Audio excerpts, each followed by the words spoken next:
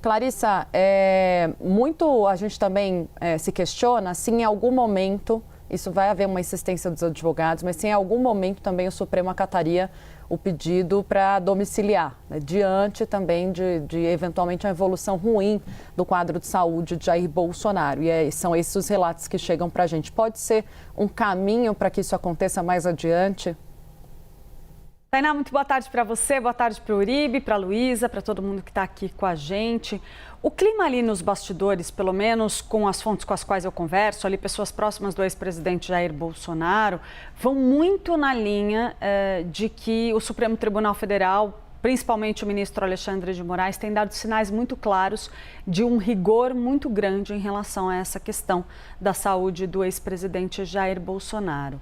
Tem um olhar ali muito atencioso, né, Tainá e Uribe, para o elemento de capacidade do ex-presidente de cumprir a pena em regime fechado. Então, claro, ninguém questiona que Jair Bolsonaro reúne, sim, uma série de sequelas decorrentes daquela facada, de que ele foi alvo em 2018. Ele já passou por inúmeras cirurgias. Ele é um paciente idoso e que tem um estado de saúde delicado, fragilizado em certa medida.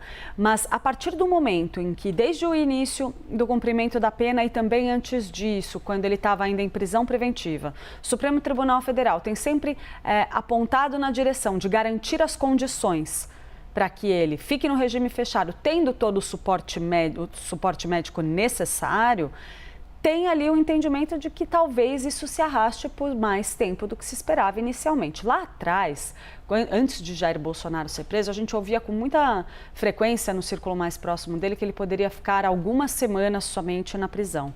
Agora, o tom já é muito mais de isolamento, apontando aí, como o Uribe tem trazido para a gente aí no decorrer dos últimos dias também nas apurações dele, de que uma prisão humanitária deve ficar para o ano que vem.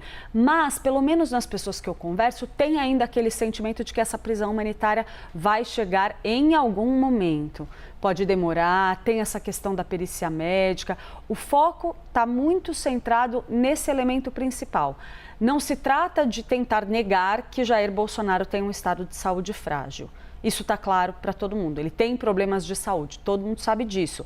A pergunta é se esses problemas de saúde são graves a ponto de impedir que ele cumpra a pena no regime fechado de maneira segura, tanto para a sua própria vida, sua própria saúde, quanto que ele tenha condições humanitárias ali para que não se crie um problema para o próprio sistema penitenciário, do tipo criar algum precedente, algum acontecimento que dê munição, dê argumentos para a sua defesa questionar o tratamento que ele recebe ali dentro da prisão.